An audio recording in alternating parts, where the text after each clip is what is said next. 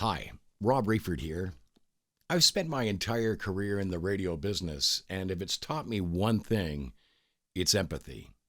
That's why I want to talk to you today about the homelessness crisis facing small towns like ours here in Stratford, Ontario.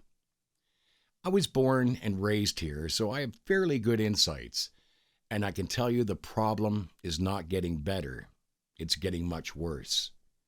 How do I know? I drive a cab part time.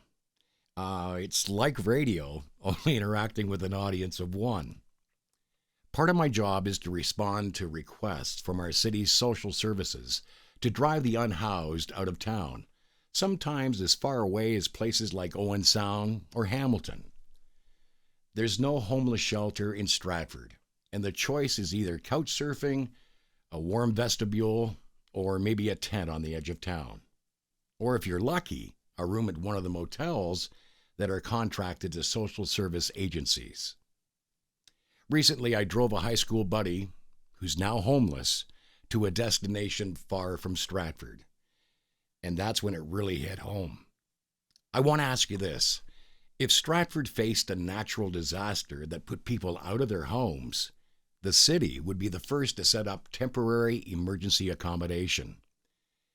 When it comes to the homeless, are they somehow less deserving? On September 8th, Stratford City Council is considering a motion put forward by Councillor Giza Wardofa to use the Stratford Rotary Complex as an emergency shelter during the colder months of the year. Giza has worked in refugee camps across Africa and the Middle East, and he's seen human suffering firsthand.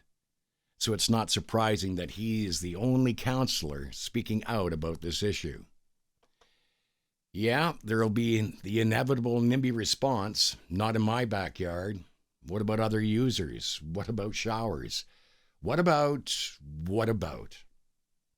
I encourage you to go to council chambers on September 8th to show your support. And I'd like to leave you with one thought.